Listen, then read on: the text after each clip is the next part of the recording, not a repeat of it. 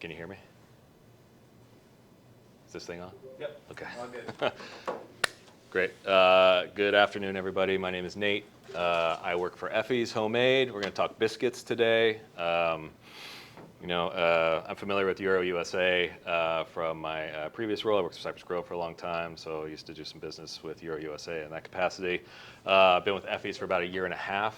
I'm still kind of understanding the national landscape. I am the sales guy. We have some brokers in different markets, but I cover the country for them. So bear with me if my mind acts as a sieve at times. But more importantly, like I'm really happy to be here because I want to connect with you guys and just talk about like our product, talk about like opportunities you guys might have out in the market, and really just start building like a rapport because there's a lot of things that happen once we ship the biscuits that we don't know about, and it's good to have partners in the market to help us understand where opportunities are and then help you build business. We want to be able to help your customers move product off the shelves. So hopefully this is the start of a longer conversation. So please feel free to interrupt me with questions, ideas, comments, anything along the way. Keep it kind of like high level, just talk a little bit about the company and talk about our flavors, what's going on. We have a few things happening at Effie's. One is we have 2 new flavors out in the market right now. They're shipping, Gruyère and Hazelnut. And I think that's really cool, but more importantly, what we've done is we've rebranded everything and made the packaging a lot more attractive and hopefully functional on the shelves. So kind of like get into the meat of the tomato here. We did a lot of shopper research and questionnaires and like try to like understand the market and where we were falling short on our previous iteration of packaging. So with this, we really want to create an understanding of our product. It's a gray area. It's not a cookie, it's not a cracker, it's a biscuit. It's really great in specialty sections, but it can get lost because people don't often know what a biscuit is. What do you do with it? It becomes confusing. So we want to create a packaging that really helps drive velocity and consumer understanding, and hopefully that helps everybody down the line, right? In terms of our iteration, like our logo is unchanged. We wanted to let people know what a biscuit is, right? Because especially like you go to different geographies across the U.S., biscuit means something else to everybody, right? This is like a classic like tea biscuit in its soul, right? So that is one of our goals, is to communicate that to the shopper. We've really tried to create something that's fetching, good photography, really bright, nice color palettes, and then we have side merchandising where there's usages, and it also creates a different dynamic on the shelf too. This is a great way to get a lot of product on the shelf, merchandise like this. You got more space to fill. The horizontal also works. So that's the packaging refresh in a nutshell. I think that's a good place to kind of just take a step back and talk about Effie's as a company and like where we all started and what we've become. So we are a certified woman-owned business. There's a total of 9 of us on staff. We're a really small company. So Joan and Irene, the founders and owners, started this company in 2007. And it was all born out of the oat cake. So Joan and Irene were working in a catering company that Joan owned, and they were making these oat cakes. The oat cakes were based on Joan's great-great-grandmother's oat cake recipe that she brought over from Scotland when she emigrated to Nova Scotia.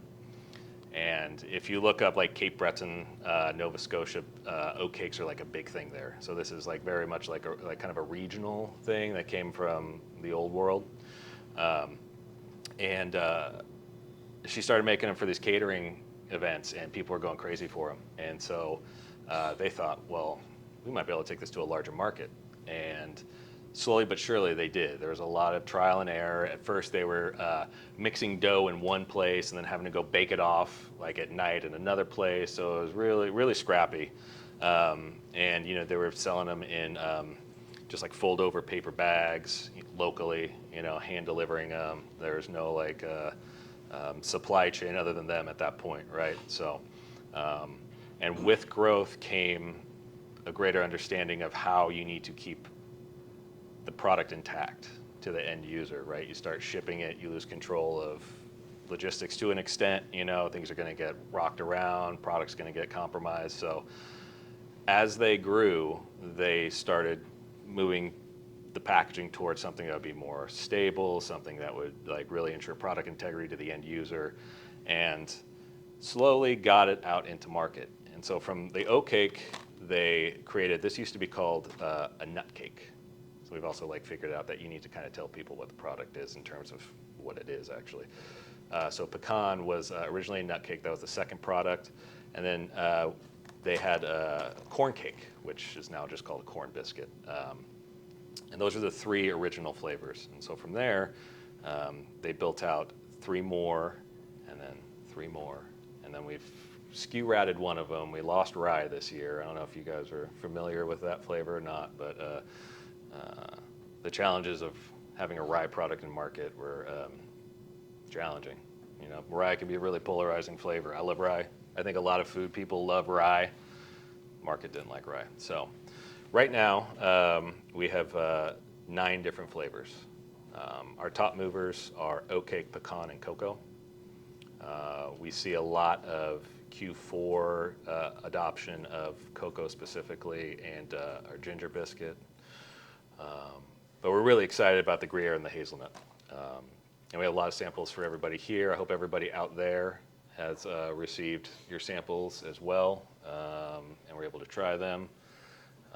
Love to hear some feedback on the new flavors, how you find them. Let's see, am I missing anything on the company history? We work with a baker. We don't run the baking process, but we have a baker that handles all of our baking and fulfillment. We've been working with them for 15 years. Really solid relationship. It helps us maintain consistency. And that's what we're really looking for in our product is consistency. I'll move on if there are no questions. Okay. So I want to talk about the 2 new flavors we have. Trying to get them set up with Euro. We have an anchor customer in the form of Whole Foods to pull them through. They're going to start pulling them through in early 2025 ahead of their reset. I think that if we can nail that down and get some other customers on board, we could have a lot of success with these 2 new SKUs. The hazelnut is, to me, for a Q4 rotation, kind of a no-brainer in certain markets. Hazelnuts are definitely sort of hazelnuts, chestnuts, sort of like holiday flavor nuts. Really cool biscuit, great texture, lots of versatility there. And then the Gruyère is, it's kind of like a step outside of our comfort zone in a way. We're adding cheese into the product, so we're adding a finished product and another finished product, and trying to lean a little bit more savory than the rest of our line. We try to create a product that is neither sweet nor savory, heavily weighted one way or another. We want it to be versatile. I find the Gruyère does have a little bit more savory because there's a little bit of black pepper in there. So really excited about those 2 flavors. Hey, Nate. Yeah. This is Perry down in Virginia. What's up, buddy? Hi, Perry. Does the Gruyère have do you guys do it at all? Yeah, I would say maybe because I couldn't hear the question. What was the question? You broke up there, buddy.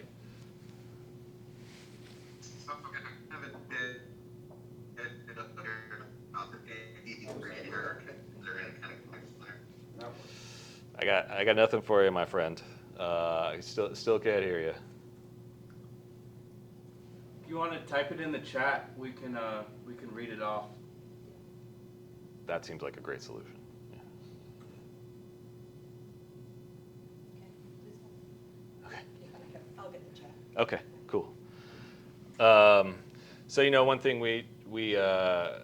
we're constantly trying to figure out is like, what are the trends, where's the market heading? And I think like everybody's kind of feeling this contraction and just kind of trepidation in the market in terms of consumer spending, retailers pulling back, being a little bit more conservative. But one thing's for certain, snacking is here to stay. I love snacking. I don't know if anybody else here loves snacking, but I keep reading like all of these, industry magazines, and they're like, snacking is this trend that's going to continue. It's like, yeah, snacking is going to continue, right? We're all going to keep snacking, right? So we think about like snacking options, right? There's a lot of things you can just grab and snack on, right? We like to be kind of like a bit of a treat that isn't too sweet, like you don't feel like crappy about it at the end of the day when you eat it, right? And so we keep clean ingredient labels. It's a great complement to like a small little like cheese snack. And there's also like outside of the snacking trend, you get into like flavor combinations, which is where I think like, Gruyere really kind of like hits it out of the park, where you're getting like a sweet and salty and spicy combination in that biscuit.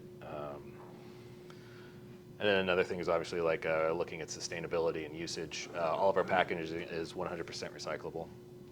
So that's a nice thing that we like to point out. That question's still coming in, Erica? Yeah, yes, exactly. Okay.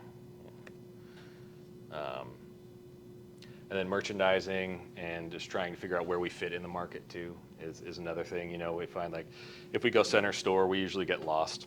It's a very unique product, but if we're like stashed in the cookies next to Tate's or something like that, it's like there's a whole nother like host of brands that operate in those aisles, right?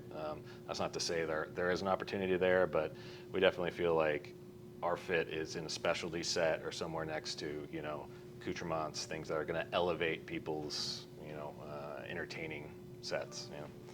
I already mentioned the horizontal packaging on that. We're working on a shipper. I had this thing locked in, and then I got noticed the other day that we had to pull back on them just because product integrity wasn't there. So we did some trials, and we're working on that. So I know that some retailers really like having shippers at certain times of year, so we want to be able to meet those needs. And it is going to be a process, but they're fragile. They can shake around and get crushed, and we just don't want that on display because nobody wins there, right? Perry's question was if there's any associations to Gruyere AOP, official associations to Gruyere AOP. Thanks for that question, Perry. No, there aren't any. There aren't any. Gruyere AOP would definitely command a much higher price than we want to charge on the shelf. Being totally upfront with you guys, we use it's Austrian Gruyere. I think that Gruyere is a hot topic in terms of, what can be called Gruyere. We all know, like anybody like in cheese or anything knows like true Gruyere AOP.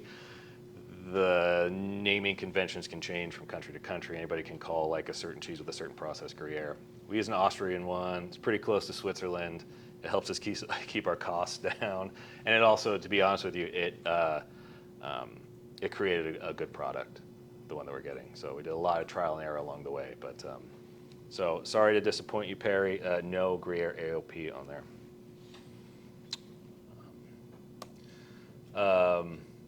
On promotions, happy to set up customer-specific promotions if you have somebody that can, really like has like multi-store chains, things like that. Like, happy to set up promotions 4 times annually. We provide a $6 a case discount, so it's 50 cents a unit. We try and encourage the retailer to match that so we can get a $1 TPR on that for a period, and we're flexible. It can be 4 month, it can be 2 week, it could be 1 week, whatever, like we just want to be able to support the product and support your customers.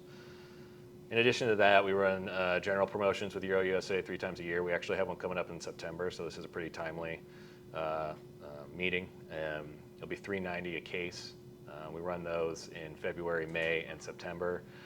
And if we have opportunities in Q4, we want to be able to pursue those as well. We do sample kits too that we can ship directly to your customers, or if we can figure out how to get them on pallet shipping here and then get them out to stores on the trucks. It's a pretty efficient way we found of doing that too. The sample kits have trays, 21 trays to a case, and we can mix and match them. So if you have a customer that has 3 different flavors in the store, we can do 7 trays of each flavor in a case. Send them pins, buttons, little pieces of swag, stuff like that, you know, just to kind of keep the juices flowing there. Yeah, you know, training, I think, like, you know, we can definitely encourage like pairing combinations. You know, I think it's great for everybody to try their own pairing combinations. We're pretty versatile, but we're happy to go in and like give pairing suggestions, and we're working on doing some new marketing video clips that can just be disseminated. You know, like little like 1 to 2 minute blurbs about like what goes with what, a little bit about the company and stuff. So I think that would be pretty beneficial down the line, just to be able to pass that down to your customers. They can kind of get a little bit of knowledge of Effie's as a company, and you know how to use the product or the best way to merchandise it. And then if there's demo programs, we're open to hearing about demo programs. Really, it's about like, I think, finding a right partner to do a demo with. You know, finding a cheese company or somebody else that we can pair the product up with, to really kind of just like, I want to maximize costs, and then to like show the actual usage of the product. And that's pretty much all I got. I have a pile of biscuits up here. I don't know if you guys got a chance to try them yet or not. No? We will. I'd like to try the new one. Yeah, let's get them going here. Does anyone have any questions out there? Who else has the